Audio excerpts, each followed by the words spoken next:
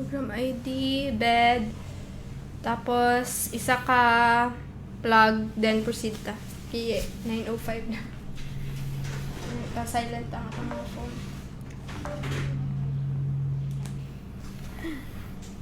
Uy.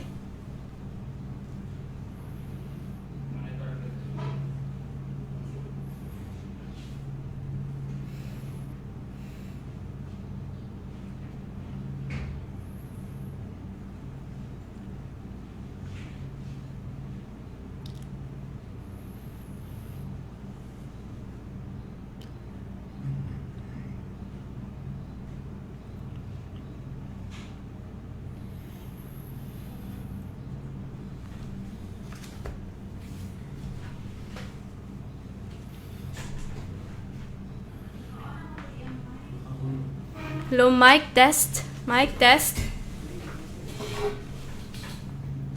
Mic test. Hello, mic test.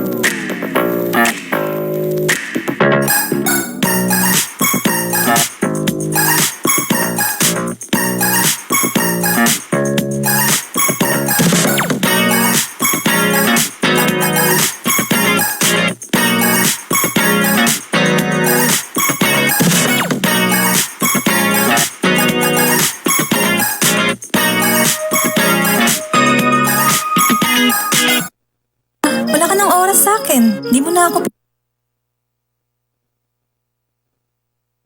pinapahalagahan. Mahal, pasensya na. Ito naman, galing ako sa opisina ng Irrigators Association. Nakatanggap ang IEA natin ng libreng makinarya mula sa RCEF. Kanina lang ibinigay kaya nalate ako sa dinner date natin. Ano ba yung RCEF na yan? At parang mas mahalaga pa yun sa akin. Ang RCEF o Rice Competitiveness Enhancement Fund, mahal, ay programa ng ating gobyerno na may taunang pondo sa 10 bilyon para sa pamamahagi ng libreng makinarya, libreng binhi, pautang at pagsasanay tungo sa masaganang ani at mataas na kita. Libre ba yan? O baka may bayad yan ha? Libre lahat ito, mahal. Maaari ka rin makibahagi sa RCEF Extension Program para tumaas pa ang iyong kalaman sa pagpapalay. Pwede ka mag-enroll sa School on the Air program, sumali sa Information Caravan at mag-enroll sa Farmers Field School. Parang exciting yan, mahal ah. Sige nga, paano ba? Mag-text ka lang sa Farmers Contact Center sa numerong 0920-946-2474. O siya, tara na. Baka makalimutan pa nating anniversary natin ngayong araw. I love you, mahal. Para sa karagdagang impormasyon, mag-text sa Farmers Contact Center sa numero 0920-946-2474. Sa RCEF, mataas na ani at kita, kayang-kaya! Ang paalalang ito ay hatid sa inyo ng Rice Competitiveness Enhancement Fund at ATI Region 12. Narito na ang School on the Air on RCEF. Kaalaman sa pagpapalayan, yamang pangkabuhayan ng Agricultural Training Institute, Regional Training Center 12. Matuto ng tama, wasto at makabagong paraan sa pagsasaka. Mapapakinggan tuwing Huwebes, alas 9 hanggang alas 10 ng umaga sa himpilan ng 95.9 Max News FM, General Santos City. Simultaneously on live stream at mapapanood sa Facebook Live ng Agricultural Training Institute, Region 12. Mga bagong kaalaman sa pagpapalayan. Dito nyo na malalaman kaalaman sa pagpapalayan. Yamang pangkabuhayan. Ang School on the Air on RCEF ay hatid ng Rice Competitiveness Enhancement Program at ATI Region 12.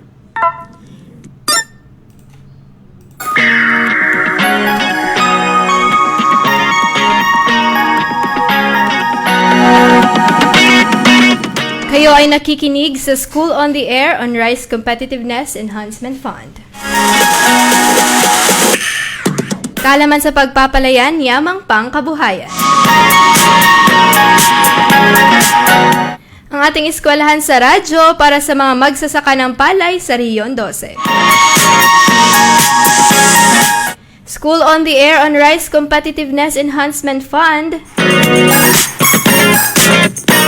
Mga serye ng mga teknolohiya tungkol sa makabago, wasto, at tamang pamamaraan sa produksyon ng palay.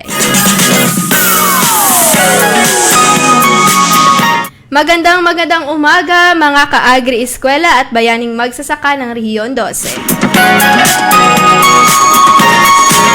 Isang masaganang pagbati po ang aming hatid sa inyo. Ako po si Donna Jean Fabregar, Technical Staff ng Agricultural Training Institute Regional Training Center 12 na nakabase sa San Felipe, Tantangan, South Cotabato. Ang ating School on the Air na ito ay hatid sa atin ng Department of Agriculture, Agricultural Training Institute Regional Training Center 12 sa pamumuno ni Director Abdul I. Dayaan. At Rice Competitiveness Enhancement Program headed by Engineer Mocles P. Buisan. Katuwang ang piling lokal na pamahalaan sa probinsya ng Sarangani, ang Maitum, Kiamba, Alabel at Malungon. At ang syudad ng General Santos.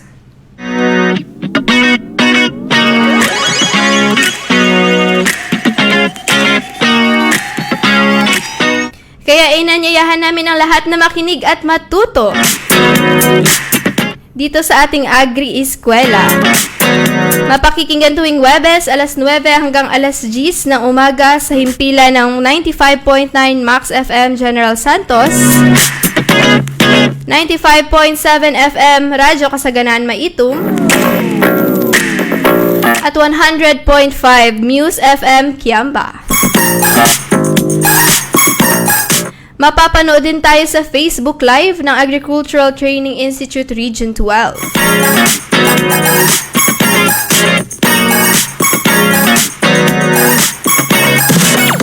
Noong nakarang episode ay nakasama natin ang Supervising Science Research Specialist ng PhilRice Midsayap Experiment Station, Mr. Peter Lloyd P. Sabes.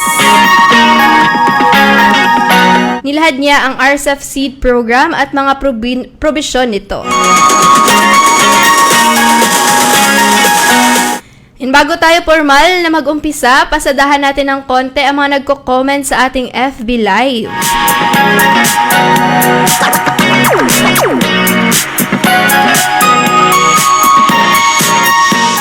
Ayan, sabi ni Sir Ernesto Nomos, good morning, watching from Omag, Maitom yan. Thank you so much, Sir Ernie, no, sa pakikinig sa amin. Siya po ay ating isa sa masisipag na coordinator. Yan, nagpapabati din si Warren de Menagracia, watching from Dubai, UAE.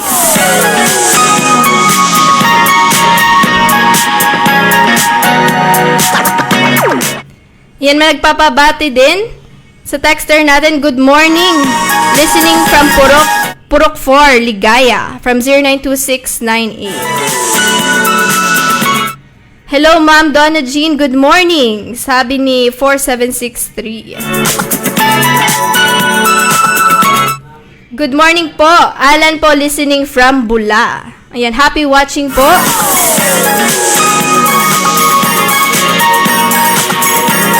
Nagpapagreet din po ang Brisfia Farmers sa Barangay Ligaya, General Santos City from Juarez.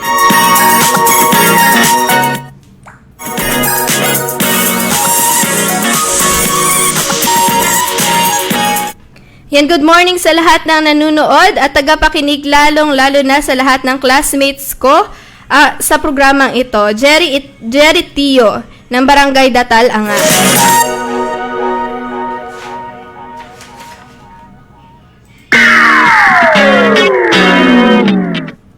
Yan, good morning. So, RCF watching from Poblacion, Malungon. Sabi ni Evelyn Abelion.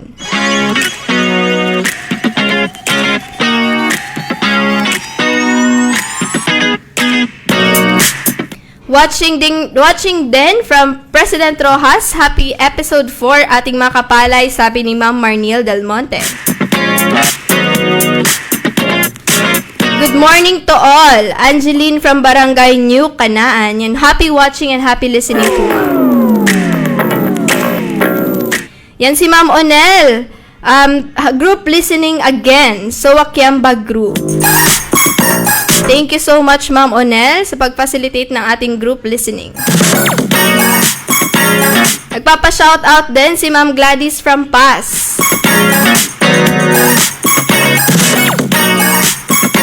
Ayan, shoutout din sa ating men behind the camera, Sir Ian, Sir JL, Ma'am Hana. And thank you so much po. Yan, happy listening sa lahat. Happy listening sa lahat ng nakikinig at nanonood sa ating FB Live.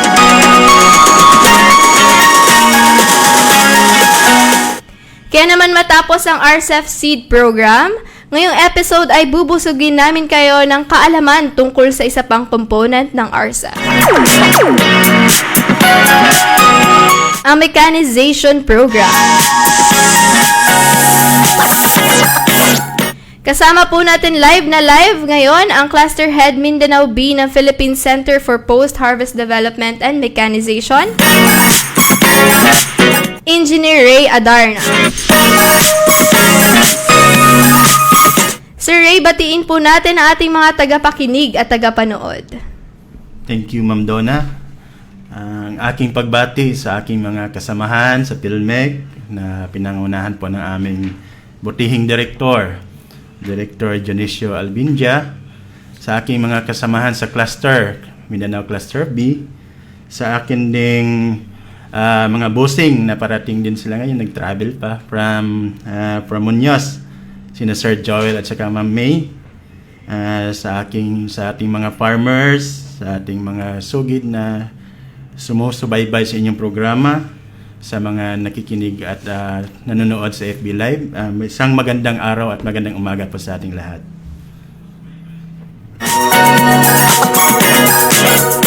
Ayan, Sir Ray, salamat po sa pagpapa-unlock sa aming imbitasyon. Ngayong araw, Sir Ray, pag-aralan natin ang RCEF Mechanization Program.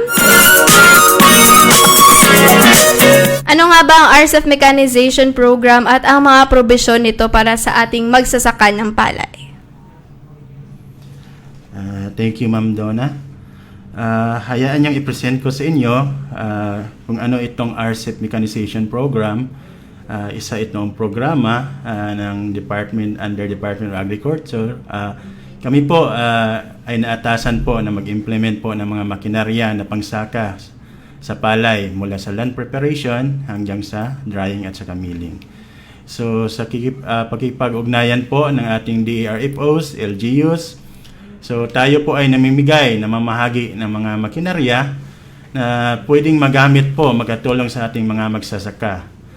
In collaboration din sa ating RFOs, ATI, TESDA at saka LGUs, ay nagpro-provide din tayo ng mga extension support, coaching and mentoring, para po talaga magamit ng ating mga makinarya ng tama at angkop. Ang goal po ng programa ay ito po ay 6 na taon. So nagsimula ito ng 2019, parang kailan lang. Ngayon 2023 na at 1 taon na lang natatapos na ang programa. So ang goal po talaga nito ay para po mapataas po ang ating productivity. Madagdagan po ang kita at saka po maging competitive tayo sa buong mundo. So, paano natin yan ma-achieve? Kailangan natin palakasin ang ating production at mag-accept ng mga bagong teknolohiya. So, ano po ba yung dapat nating ma-achieve? Una, yung mga makinarya ay dapat accessible, madali siyang magamit. Kung kailan kinakailangan, dapat magamit siya. Ma-promote din yung rice farmers, paggamit po ng ating mga efficient at saka cost-reducing mapababa natin yung production ng ating palay sa pamamagitan ng paggamit ng mga makinarya. At pangatlo, ito din po ay mabigyan natin ng pagkakataon ng ating mga local manufacturer, mga gumagawa ng makinarya na yung skills nila ay madagdagan, ma-improve, para po din sa ganon, ma-improve din po yung paggawa nila ng mga makinarya. So, sino ba yung mga beneficiaries o pwedeng makatanggap ng ating programa? Ito po yung mga eligible and registered rice-based farmers. So, dapat sila ay accredited din ng DA. Dapat meron silang accreditation. So, sa land preparation, pwede tayong magbigay ng hand tractor. So, ito ay may sariling makina. So, ito ay diesel engine, water-cooled. Yung field capacity niya is nasa 1/4 hectare per hour. Meron siyang kasamang disc plow, comb harrow, leveler, at saka kids wheel. Tapos meron din siyang mga throttle lever at saka clutch lever. So, kailangan lang nito ay isang tao ang mag-operate. So, ang features nito, madali siyang i-operate. Ito ay karamihan nakikita natin sa ating mga palayan. Then, suitable siya para sa ating wet at saka dry soil condition.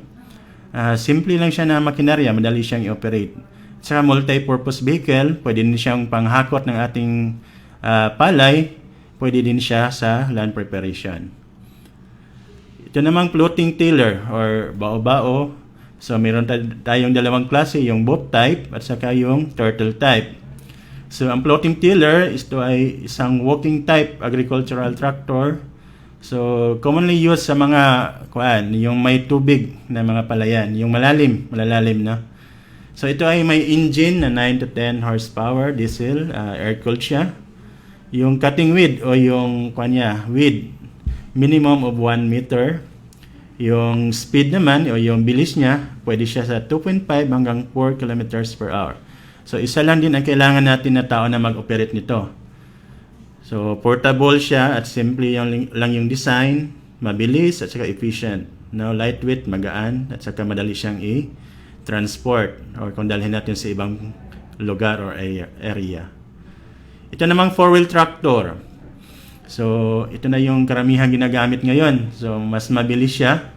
So, ito ay medium type. So, ibig sabihin, nasa 48 to 52 horsepower.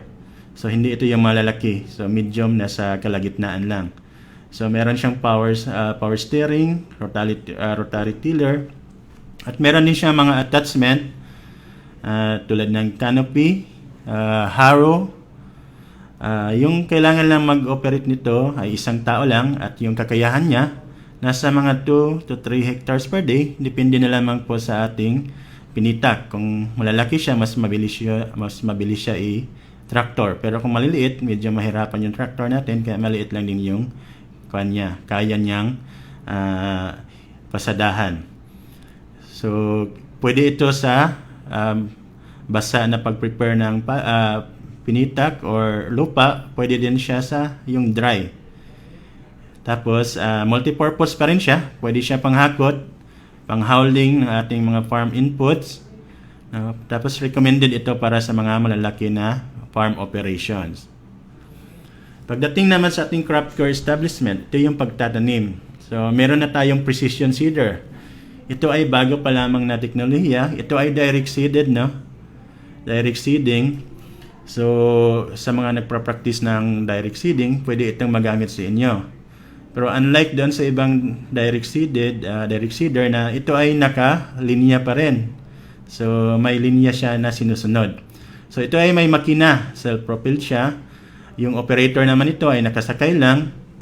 No? Yung number of rows, so yung linya niya na isang daan, isang pasada ay nasa 8. Tapos yung spacing naman niya, 30 centimeters or isang roller. Pero adjustable yung hill spacing niya or yung attrash niya. Sa seeding rate naman, pwede ding maramihan, depende sa pangangailangan at sa gusto po na nagpatanim. Pwede din siya na konti lamang. Yung efficiency niya nasa 60%. So meron siyang furrower, ibig sabihin yung daanan ng tubig para hindi siya masira yung binhi. Meron din siyang seed freezer.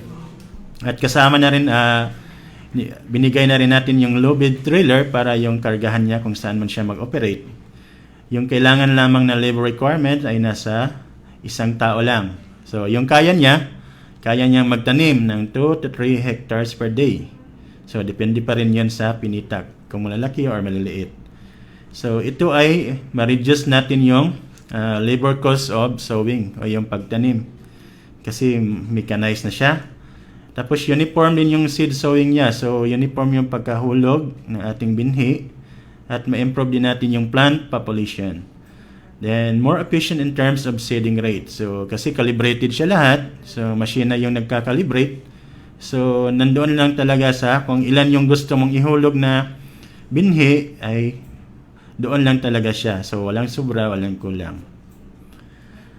Sa crop care establishment pa rin, sa pagtanim, so meron din tayong tinatawag na transplanter or walking type. So ito yung, ang operator ay naglalakad lang sa likod. So ito ay merong gasoline engine na 4 horsepower pataas. Tapos yung row naman niya, so isang pasada ay 4. Yung row spacing is 30 centimeters pa rin or isang roller. Yung hill spacing, yung atras niya, nasa 12 to 21 centimeters. So, meron siyang planting efficiency na 80%. May kasama din siyang mga seedling trays na umaabot ng 1,500 pieces. So, bawat ektarya kailangan kasi ng 300 to 400 na trays para po makapagtanim. So, kaya dinagdagan na po namin para yung isang cycle, kung mataniman itong 1,500 ay umaabot siya ng mga 5 hectares na mataniman. Pero yung iba gusto pa rin dagdagan, no? Lalo na yung yung nagatanim talaga or gumagamit. So yung labor requirement lang ay kailangan lang ng isa. Isa lang yung mag-operate nito. Pero may mga kasama niyan, taga-hakot, taga-sulit kung meron man kailangan maisulitin. No? So ito ay requires less time than the manual transplanting. So, doon sa manual, kailangan natin ng mga 20 or 30 katao para magtanim ng isang hektarya. Dito ay 3 na lamang. Tapos, ma-minimize yung drudgery and cost of rice transplanting. So, kung i-compare natin siya sa manual, kung yung tao-tao lang, so, kailangan pang bunutin, ihampas, para lang matanggal yung putik, tapos, i-itsa, no? So, dito, direct na siya from tray, pagtanim na siya, so mas madali siya makarecover compared doon sa yung manual or yung tao-tao kasi kailangan yung mga sa manual ay kung mapansin niyo nag-yellowish pa yung kulay ng ating binhi. Pero dito mas mabilis yung recovery time niya kasi hindi na siya nabunog or hindi na siya na damage, no. Tapos ensures higher crop productivity. So dito sa ating transplanter, since calibrated yung distances niya, so talaga siya equal distance yung tinatanim niya. So meron kasing iba, lalo na sa manual, equal pa siya doon sa gilid, pero doon sa gitna is medyo malayo na. So yun yung karamihang practice. No? Provides optimum plant spacing and number of seedlings per hill. So dito pwede din natin siyang i-adjust. Pwede isa or dalawa. Depende po sa ating gusto or gusto ng mga nagpatanim. So, under crop care establishment, kung meron tayong walk behind, meron din tayong riding type. Ang kaibahan lang nito, yung riding type ay nakasakay po yung ating operator. So, hindi niya na kailangang maputikan. Hindi niya na kailangang maglakad sa ating palayan. So, ang riding type naman, so design siya para sa mga malalaking area, no? Kung malalaki yung pinitak, so pwede siya doon. Yung engine naman niya is 4-stroke diesel. Tapos minimum number of rows nasa 6. 6 yung isang pasada, 6 na linya. Yung row spacing niya hindi pa rin nagbabago, 30 centimeters pa rin yun or isang roller.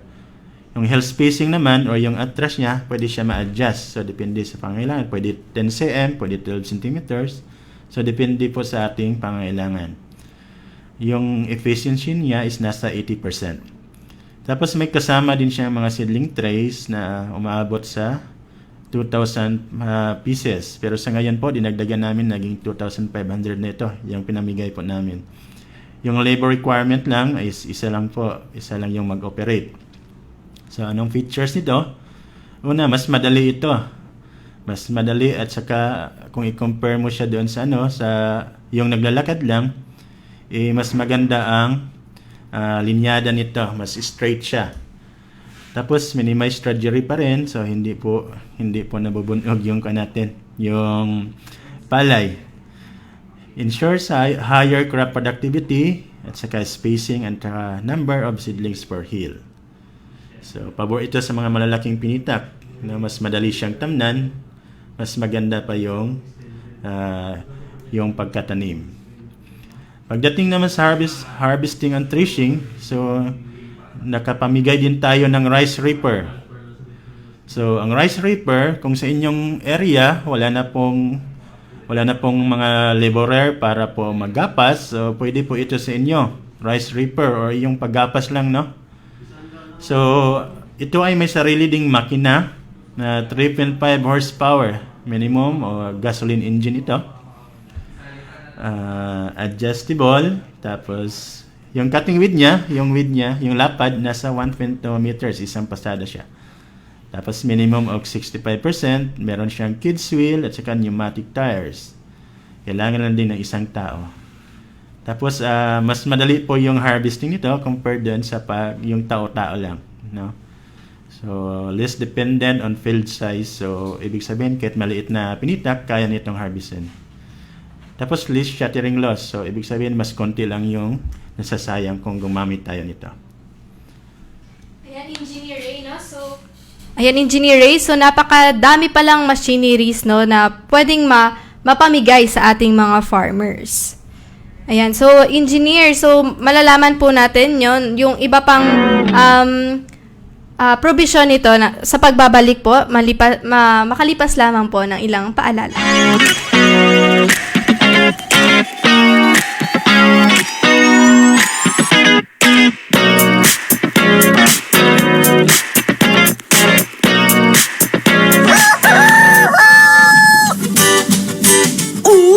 Maring Lorna, totoo ba yung nakita ko sa Facebook ni Maring Judith? Nag-aaral siya ulit kung kailan nagkakaedad na? Oo, Maring Tess. Totoo. Sa katunayan, sabay kaming nag-enroll sa FFS at magkaklase kami ni Maring Judith. Ha? Oh? FFS? Yes, Mare. FFS, Farmers Field School. Programa ito ng gobyerno sa ilalim ng Rice Competitiveness Enhancement Fund o RCEF Extension Program sa pamamagitan ng TESDA, ATI at Farm Schools. Ginawa ito para tulungan tayong mga magsasaka na mas mapataas ang ating ani at kita sa pamamagitan ng mga pagsasanay. Talaga ba? Magkano naman yan, Maring Lorna? Maring Tess, libre ito. Ano?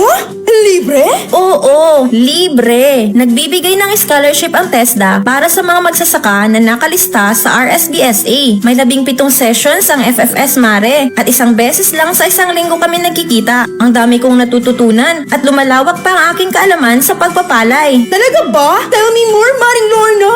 Bukod sa rice production, matututo ka rin sa farm mechanization at seed certification, Mare. Lalo na kung gusto mo maging isang certified seed grower. Maring Lorna, isali mo naman ako dyan. Gusto ko yan. Oh, Jiva, tama na yung pag-Facebook, Maring Tess. Magtungo ka na sa TESDA Provincial Office o sa pinakamalapit na farm school dito sa atin. Oh, ano pang hinihintay mo?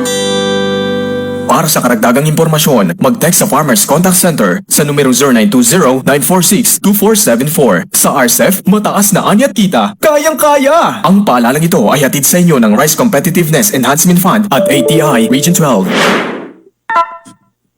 Narito na ang School on the Air on RCEF. Kaalaman sa pagpapalayan, yamang pangkabuhayan ng Agricultural Training Institute Regional Training. Lagi mo nalang kinakalimutan ng anniversary natin, Joshua. Wala ka ng oras sa akin. Di mo na ako pinapahalagahan. Mahal, pasensya na. Ito naman, galing ako sa opisina ng Irrigators Association. Nakatanggap ang IEA natin ng libreng makinarya mula sa RCEF. Kanina lang ibinigay kaya nalate ako sa dinner date natin. Ano ba yung RCEF na yan? At parang mas mahalaga pa yun sa akin. Ang RCEF o Rice Competitiveness Enhancement Fund, mahal, ay programa ng ating gobyerno na may taunang pondo sa 10 bilyon para sa pamamahagi ng libreng makinarya, libreng binhi, pautang at pagsasanay tungo sa masaganang ani at mataas na kita. Libre ba yan? O baka may bayad yan, ha? Libre lahat ito, mahal. Maaari ka rin makibahagi sa RCEF Extension Program para tumaas pa ang iyong kalaman sa pagpapalay. Pwede ka mag-enroll sa School on the Air program, sumali sa Information Caravan at mag-enroll sa Farmers Field School. Parang exciting yan, Mala. Sige nga, paano ba? Mag-text ka lang sa Farmers Contact Center sa numerong 0920-946-2474. O siya, tara na. Baka makalimutan pa nating anniversary natin ngayong araw. I love you, mahal. Para sa karagdagang impormasyon, mag-text sa Farmers Contact Center sa numerong 0920-946-2474. Sa RCEF, mataas na anyat kita, kayang-kaya! Ang paalalang ito ay hatid sa inyo ng Rice Competitiveness Enhancement Fund at ATI Region 12. Narito na ang School on the Air on RCEF. Kaalaman sa pagpapalayan, yamang pangkabuhayan ng Agricultural Training Institute, Regional Training Center 12. Matuto ng tama, wasto at makabagong paraan sa pagsasaka. Mapapakinggan tuwing Huwebes, alas 9 hanggang alas 10 ng umaga sa himpilan ng 95.9 Max News FM, General Santos City. Simultaneously on live stream at mapapanood sa Facebook Live ng Agricultural Training Institute, Region 12. Mga bagong kaalaman sa pagpapalayan. Dito nyo na malalaman kaalaman sa pagpapalayan. Yamang pangkabuhayan. Ang School on the Air on RCEF ay hatid ng Rice Competitiveness Enhancement Program at ATI Region 12.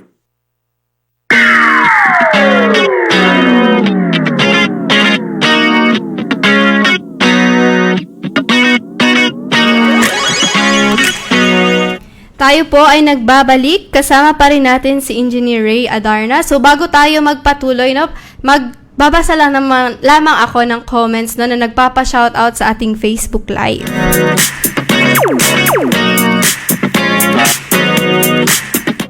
Ayan, si Ma'am Liza Galleros Loretizo, watching from Purok Lower San Isidro, Buluan. Happy watching po, Ma'am Liza.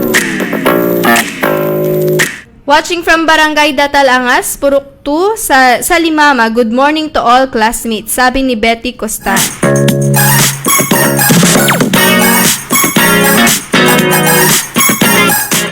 Sabi naman ni Ma'am Alay Jimena Aglibot, good morning. Happy watching po and thank you for watching, Ma'am Alay. Watching din from Lagao, si Ma'am Gina Neneng. Shout out sa tanang Jong classmate sa School on the Air on RCEF. Watching din from Lutayan, Sultan Kudarat, or SKSU Lutayan. Ating mga OJT. Yan, nagpapa-shout out si Erica. And congratulations sa ating mga OJTs na nagtapos kahapon.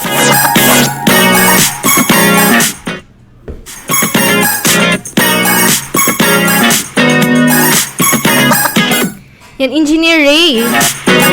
Talaga namang napaka-importante no, na malaman ng RCEF Mechanization Program. No, napakaraming makinarya pala no, ang pwedeng maipamigay ng PhilMech. So, alamin natin, Sir Ray, kung sino-sino ang pwedeng makabenepisyo nito at ano pa yung ibang makinarya, no? Maaari na po tayong magpatuloy, Sir Ray. Tama po. So, tapos na tayo sa Reaper. Dito naman tayo sa Rice Thresher. So, nakapamahagi din tayo ng ating Rice Thresher. So, ito ay merong engine na 7 to 10 horsepower. Yung capacity naman niya is nasa 1 ton per hour, 1.2 tons per hour, or 1.5 tons per hour. Depende po sa pangailangan ng ating mga magsasaka. So, ito ay open type cylinder, merong pig tooth. Yung threshing efficiency ay nasa 99.8%. Merong lifting bars at yung labor requirements nito ay nasa 2 to 4%. So, kung ito ay large capacity engine, so dapat 9 to 15 horsepower. Yung capacity naman niya is 2 tons per hour. So, tapos na tayo sa thresher. Dito naman tayo sa ating combine harvester. So, yung combine harvester is a mobile rice harvesting machine. So, ito yung pinag-combine po ang ating harvesting at saka threshing. So, paglabas na nito is nakasako na siya. Yung engine niya is nasa 65 to 85 horsepower diesel water-cooled. Meron siyang crawler truck o yung kanya karito. Yung width naman niya is minimum of 500 mm. Tapos yung cutting system niya, yung height, merong hydraulic para po pagtaas baba. Kung kailangan natin siyang ibaba yung pag-cut, so may hydraulic system siya. Kung kailangan ding itaas, hydraulic na din yung kailangan. Yung width naman, sa pag-cut niya is minimum nasa 1.6, 1,600 millimeters. Tapos, sack or bag type. So, nakasako ito. So, meron din kasing combine harvester na yung naka-book type or meron siyang tangki sa likod. Tapos meron din siyang kasamang trailer. So yung trailer naman ay yung kakargahan ng ating combine harvester. Yung labor requirement is nasa 2 to 3 person. So ito naman yung kagandahan niya, climate change resilient. Saves on time and labor. Suitable for local conditions and for major rice producing areas. At saka ensure lower for service losses compared to manual harvesting. So dati kung nag-harvest po tayo, so umaabot tayo ng mga 20 katao hanggang 30 katao. Pero ngayon nasa 2, 3 or hanggang 5 na lamang po, no? So napababa na rin natin yung cost sa pag-harvest. So dati po kung umaabot tayo sa 24%, so ibig sabihin kung sa 100 yung ma-harvest ay 24 o 24 kasako yung mabayad natin doon sa nag-harvest at saka sa nag-treasure. So ngayon po, umaabot na lang po tayo sa 8 to 12%. Meron ding 10%. So malaking kabawasan yon. So ibig sabihin, kung nag-harvest ka ng 100, nasa mga 8 sako hanggang 12 sako na lang yung ibabayad mo. So malaki pong savings yun para sa ating mga farmers. Pagdating naman sa ating mga mechanical dryers, so meron tayong pinoprovide na recirculating dryer. So ito yung medyo matataas, pahaba siya, pataas yung kanya, yung foreman niya. Meron tayong 6 tons at saka 12 tons, yung pinamigay natin. So yung heating system niya is 2. Pwede siya diesel or fuel, tapos yung pwede din siya sa pwede din yung ating biomass furnace. So meron siyang 2 heating source. So kung diesel, yung crudo, pwede siya. Tapos kung meron din naman tayong mga rice hull or corn cobs na hindi nagamit, pwede din siya doon sa ating biomass furnace. So ang features nito provides better control over temperature at saka moisture content. So dito po, nakokontrol natin yung ating temperatura. So kung para sa seed production, kasi sensitive yung kanya, yung temperature, dapat nasa 43 pababa lang yung temperature. Pwede natin siyang iset ng 43 pababa. Sa moisture content naman, so pwede din natin siyang iset na pag dry na yung palay, ay automatic siyang mag-off na siya. So automated na ito lahat. Meron na siyang control panel. Pwede siyang gamitin day and night na operation. So hindi naman siya hindi siya maingay paggabi. Tapos requires less labor and attention. Provides higher milling yield and head rice recovery. So kung tama po yung pag-dry po natin ng ating palay, so meron siyang effect doon sa ating rice milling. So kung tama po siya, kung tama yung pagka-dry ay malaki po yung kanyang milling yield. So lampas 65% at saka marami po yung head rice. Kasi kung konti lang yung head rice, marami yung broken, so hindi po premium yung ating bigas. So yan naman po sa ating dryer. Sa rice mills naman, meron tayong compact bellows rice mill at saka mga mobile rice mills. So sa mobile rice mill, ito ay para po maserbisyuhan natin yung ating mga magsasaka na hindi po nila kayang dalhin yung kanilang mga naani doon po sa rice mill. So ito na yun mismo yung pupunta doon sa ating mga magsasaka para po maggiling. So meron tayong power requirement na minimum of 20 horsepower, diesel, water-cooled. Yung capacity niya is nasa 0.5 tons per hour. Yung hauling efficiency is minimum of 75%. Meron din siyang pre-cleaner at saka trailer. So meron din tayong ipinamahagi na single pass rice mill. So ito naman ay stationary. So naka-permanente lang siya sa isang lugar. kung saan doon na rin dadalhin yung mga palay para ipagiling. So yung power requirement niya is nasa 59 kilowatts. Input capacity 700 to 900 kilograms. Yung output naman niya is minimum of 25 tons per hour. So yung haling efficiency is nasa 65 to 68%. Meron din tayong brown rice mill. Ito naman ay para sa mga brown rice. So yung input capacity is nasa 300 to 350 kilograms per hour.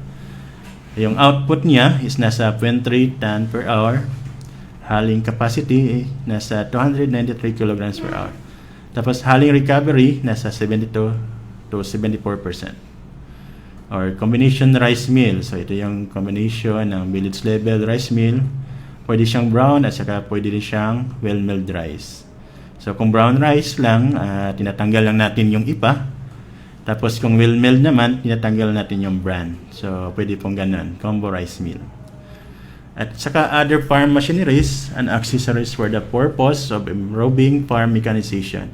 So ito yung mga makinarya na kailangan pa ng ating mga magsasaka na hindi natin nabanggit dito sa ating presentation. So baka kailangan natin ng yung paddy hauler. So depende po sa ating pangangailangan. So ano-ano po ba yung mga requirements para po maka-avail sa ating libreng mga makinarya? Una, kailangan natin ng letter of intent. So kailangan magsulat yung association, yung cooperatives na gusto nila mag-avail sa ating mga makinarya na nabanggit. Pangalawa, resolution from the farmers organization. Kailangan nilang ilahad kung ano yung mga specific na makinarya na pangangailangan nila. Pangatlo, dapat may accreditation din sila sa DA or Department of Agriculture sa region. So hindi ito katulad ng regular na accreditation ng DA na medyo mahaba or maraming requirements. Dito po sa RCEP is napakagaan lang po. 4 lamang po nag-documents yung kailangan. So hindi na natin pinapahirapan yung mga farmers para mag-comply. So letter of intent lamang po. Kailangan lang ipan-notarize, tapos endorsement, at saka yung listahan po ng mga farmers. Yan lang po at ma-accredit na sila. Ayun, Sir Ray, pakiulit po ng requirements, no? Para makakuha ng libreng makinarya. Ay, sige ma'am. Ito po yung letter of intent, Letter of intent, board resolution, board resolution, certificate of accreditation. certificate of accreditation from DA, sir, no? Yes po ma'am. And yung list of farmers Yes or po, farmer ma'am. members. Ayun. So, yun po yung 4 na requirements para makakuha ng libreng makinarya mula sa PhilMec. So, dapat po, sir, ay farmer cooperative po, sir, no? Dapat ang mag-a-apply nito. Yes po ma'am, tama po. Ayun. So, yun po yung mga requirements, no? Take note po sa ating mga farmer cooperatives. So, aside from that, tinitingnan din namin yung kanilang registration. Kung sila po ay registered po sa CDA, kung co-op po sila, DOLE, or SEC. Tapos dapat po meron silang good standing, certificate of good standing. So, maliban dyan, tinitingnan din namin yung kanilang financial statement for the past 2 years. So, Farmer Association or Cooperative Profiles, ito yung listahan po ng ating mga farmer members, no, na dapat meron ding corresponding area para makita namin yung kung ilang area or ilang hektarya ba yung kabuuan ng ating kooperatiba or association. Tapos tinitingnan din namin yung machineries present and other information. So kung meron na silang natanggap na mga makinarya. Then, dapat yung association or co-op ay hindi po bababa yung rice area nila, rice farm of regular members. So, ibig sabihin yung mga membro nila, hindi bababa sa 50 hectares. At may kalapit po na rice area or yung paligid nila na 100 hectares. So, napakababa na po ng ating requirements. 50 hectares na po yung kabubuhan para sa isang co-op or isang association. Tapos yung kalapit na area ay dapat 100 hectares para po potential na kanilang pagseservisyohan. Tinitingnan din namin yung mga personahe na magmamanage nito. Dapat merong manager, bookkeeper, mechanic, or saka operator. At syempre, dapat kung mag-avail sila ng ating mga libreng makinarya, ay dapat po meron din silang shed or area or garahe po para paglagyan ng ating makinarya. Para hindi naman siya masira, madaling masira. Isa din po sa tinitingnan namin yung kanilang financial capability. So, dapat meron siyang, yung association ay may kakayahan na mag-operate, no? So, dapat meron din silang pera na pondo, no? Para po sa kanilang operation or sa maintenance po ng ating makinarya. Para sa ganun po, ay masustain po natin yung ating mga makinarya. So, lahat po ng documents ay pwede lang isubmit po sa kanilang provincial or municipal agriculturist office. So, dito po sa Region 12, tayo po ay nagka-cover po ng 44 total municipalities. So, sa North Cotabato, 17 po yun. And then, Sultan Kudarat, 11. South Cotabato, 12. At saka Sarangani, 4. So, sa district naman, South Cotabato covered District 1 and District 2, Sarangani, Lone District, Sultan Kudarat naman, yung 1 at saka 2. Then sa North Cotabato, at saka yung 3 po na distrito ay kasama po.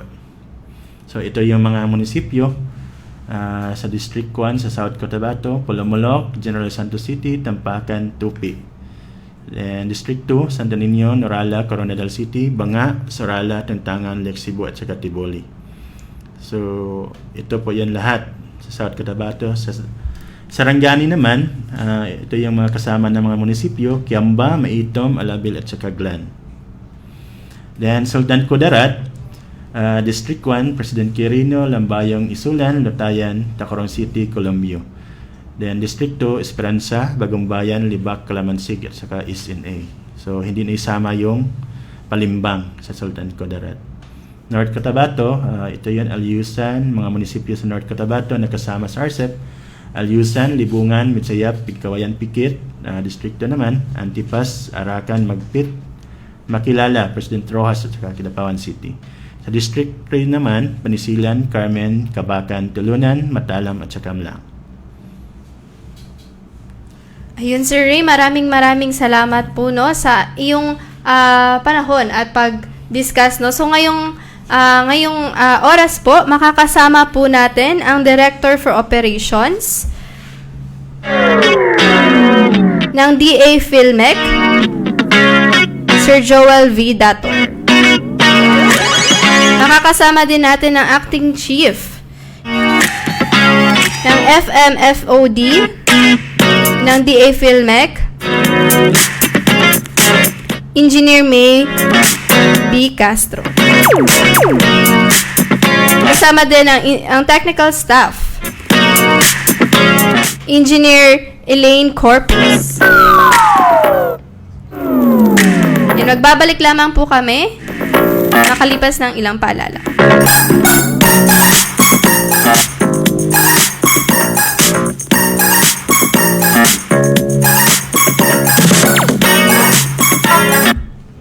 Narito na ang School on the Air on RCEF. Kaalaman sa pagpapalayan, yamang pangkabuhayan ng Agricultural Training Institute, Regional Training Center 12. Matuto ng tama, wasto at makabagong paraan sa pagsasaka. Mapapakinggan tuwing Huwebes, alas 9 hanggang alas 10 ng umaga sa himpilan ng 95.9 Max News FM, General Santos City. Simultaneously on live stream at mapapanood sa Facebook Live ng Agricultural Training Institute, Region 12. Mga bagong kaalaman sa pagpapalayan. Dito nyo na malalaman kaalaman sa pagpapalayan. Yamang pangkabuhayan. Ang School on the Air on RCEF ay hatid ng Rice Competitiveness Enhancement Program at ATI Region 12.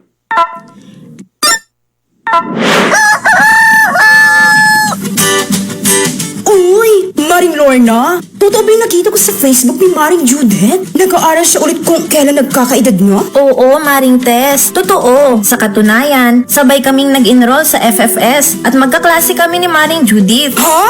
Oh? FFS? Yes, Mare. FFS, Farmers Field School. Programa ito ng gobyerno sa ilalim ng Rice Competitiveness Enhancement Fund o RCEF Extension Program sa pamamagitan ng TESDA, ATI at Farm Schools. Ginawa ito para tulungan tayong mga magsasaka na mas mapataas ang ating ani at kita sa pamamagitan ng mga pagsasanay. Talaga ba? Magkano naman yan, Maring Lorna? Maring Tess,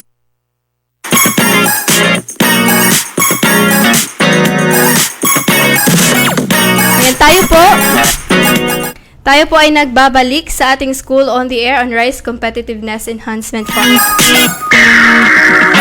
Kasama po natin ngayon ang Director for Operations ng DA PhilMec, Sir Joel V. Dator. Sir Joel, may mensahe ka ba sa ating mga enrollees sa ating School on the Air on Rice Competitiveness Enhancement Fund? Magandang umaga po sa ating lahat. At kami po ay nakahabol pa rin sa ating on-air discussion. So para po sa mga ating mga nakikinig sa ating himpilan, kami po ay bumabati ng isang magandang umaga po sa inyo lahat. Ang Rice Competitiveness Enhancement Fund po ay pinapatupad po ito ng Philippine Center for Post-Harvest Development and Mechanization or PhilMec. Ito po ay nagsimula ng 2019 at ito po ay magtatapos ng 2024. Ito po ay 6 na taon. Kaya po inaasahan namin yung mga farmers cooperatives and association na pwedeng maging qualified sa ating programa ay makipag-ugnayan po sa PhilMec para po sila ay may habol pa natin o may sama po natin sa ating programa. Marami po tayong mga ipamibigay pa ngayon sapagkat ang PhilMec po ay pinapatupad pa rin dito sa probinsya ng South Cotabato. Tuloy-tuloy po rin po ang ating pag-identify, pag-validate ng ating mga potential beneficiaries ng ating programa.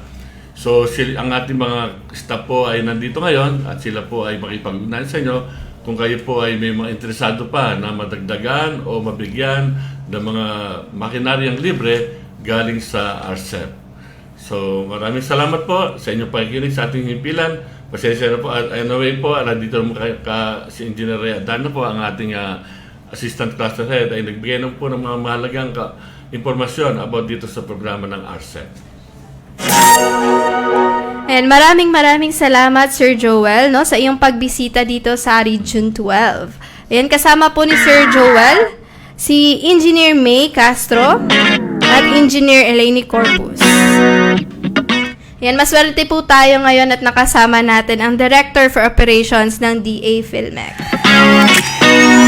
Maraming salamat po muli, Sir Joel, sa iyong panahon po dito sa aming programa. Maraming salamat din po at kami po ay nabigyan nyo ng pagkakataon para po makapagbigay ng ulat sa ating mga nakikinig dito sa probinsya ng South Cotabato.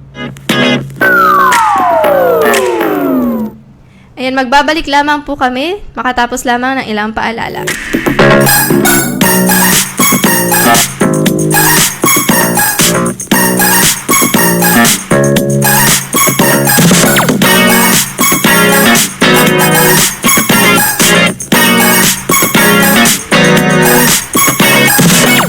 At ATI Region 12. Narito na ang School on the Air on RCEF. Kaalaman sa pagpapalayan, yamang pangkabuhayan ng Agricultural Training Institute, Regional Training Center 12. Matuto ng tama, wasto at makabagong paraan sa pagsasaka. Mapapakinggan tuwing Huwebes, alas 9 hanggang alas 10 ng umaga sa himpilan ng 95.9 Max News FM, General Santos City. Simultaneously on livestream at mapapanood sa Facebook Live ng Agricultural Training Institute, Region 12. Mga bagong kaalaman sa pagpapalayan. Dito nyo na malalaman kaalaman sa pagpapalayan. Yamang pangkabuhayan. Ang School on the Air on RCEF ay hatid ng Rice Competitiveness Enhancement Program at ATI Region 12.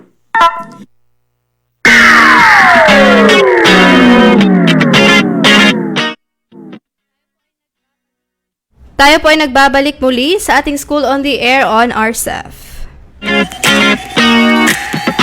Yan, napaka-productive ng ating usapan ngayong araw. Nakasama natin si Engineer Ray Adarna. And thank you so much, Engineer, sa pagpapaunlak sa amin ngayong araw. Muli paalala sa ating mga enrollees, bilang opisyal na enrollee ng SOA, marapat na walang makaligdaang 6 sa 16 episode upang makagraduate at makatanggap ng certificate. Paalala na isubmit or i-fill out ang ating lahat na forms sa ating municipal coordinators, kalakip ang ating pre-test.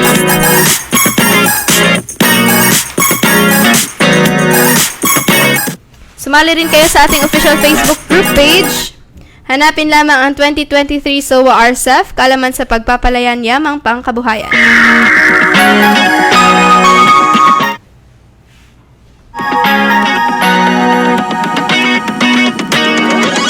Yan, maraming salamat sa ating mga ever active na provincial and municipal coordinators. Sir Godard Dumalag ng PLGU Sarangani, Sir Ernesto Nomos ng OMAG Maitum, Sir Hernando P. Ramirez ng General Santos City, Ma'am Kizea Cabarubias ng OMAG Alabel, Ma'am Onel Arancon ng OMAG Kiamba, Sir Chris Niel Gambok ng OMAG Malungon, at sa ating mga partner radio stations, 95.9 Max FM General Santos, 95.7 FM Radyo Kasaganaan Maitum, at 100.5 News FM Kiamba.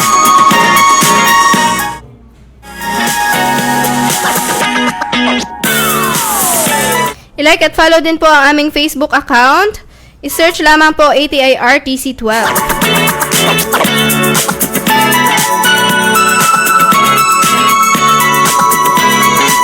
Sa ngalan po ng aming Assistant Director, aming ATI National Director, Engineer Remelin Recoter, Assistant Director Antonieta J. Arceo,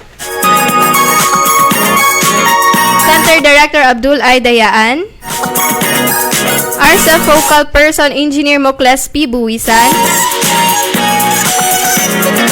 Maraming salamat po sa lahat ng nakinig at tumutok. At sa ating bisita ngayon, si Engineer Ray Adarna. At ang Director for Operations ng DA Philmex, Sir Joel Dator.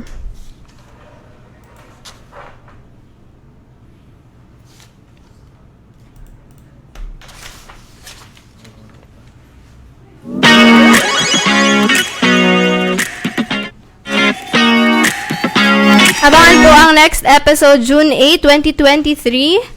Pag-uusapan po natin ang RCEF Credit Program. Makakasama po natin ang From Land Bank or DBP. Hanggang sa muling episode ng ating School on the Air, ako po si Donna Jean Fabregar, na nag-iwan ng isang magandang umaga mga bayaning magsasaka.